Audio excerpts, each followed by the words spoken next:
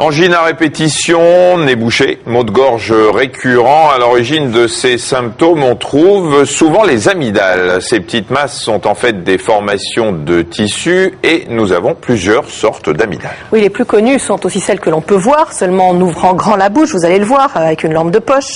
Ces amygdales sont situées de part et d'autre de la luette. La luette, c'est la petite clochette qui pend au fond de la bouche. Alors, on va voir ces amygdales-là. Alors, regardez, on va voir sur une coupe ici. Ah bah, j'allais le montrer, mais tant pis. Écoutez, sinon, voilà, c'est ces amygdales-là que je viens de vous montrer. Il y en a d'autres, mais vous ne pouvez pas les voir. Ce sont les amygdales pharyngées qui sont là-haut. Ce sont donc les végétations adénoïdes qui sont situées à l'arrière du nez et au-dessus du palais, et c'est pas tout. Et puis il y a aussi des amygdales à l'arrière de la langue, ici, dans ce coin-là, et puis à l'arrière du palais, et d'autres dans la trompe d'Eustache. Ici sur le côté, c'est le conduit qui relie les cavités du nez à l'oreille. Alors toutes ces amygdales ont une fonction bien particulière. Vous le voyez, elles forment une première barrière contre les infections.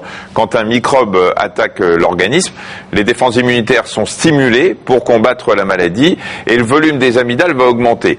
En fonction des amygdales qui sont touchées, les symptômes ne sont pas les mêmes, on l'a compris. Douleur en avalant si ce sont les grosses amygdales de chaque côté de la luette, fièvre, voix enrouée, nasillarde, le nez qui coule ou même, si les amygdales sont touchées plus haut, les otites. Cette inflammation des amygdales est appelée amygdalite. Vous allez voir ici, voilà, vous voyez ces énormes amygdales ici. On comprend que ça puisse faire mal, ces amygdales.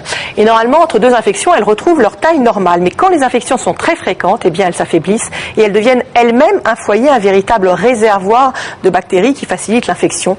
Elles restent alors hypertrophiées, déchargent régulièrement des bactéries et là, il faut les enlever. Alors autrefois, c'était une opération très courante, surtout chez les enfants. Aujourd'hui, elles sont faites avec plus de parcimonie et il y a plusieurs raisons à cela. Oui, d'abord, on soigne mieux les angines aujourd'hui et puis il ne faut pas oublier aussi le rôle des amygdales qui forment quand même un premier rempart de lutte contre les infections. On essaye donc de les préserver au maximum. Parfois, il faut quand même s'y résoudre et opérer. Dans plus de 9 cas sur 10, cette opération concerne donc des enfants, mais pas toujours.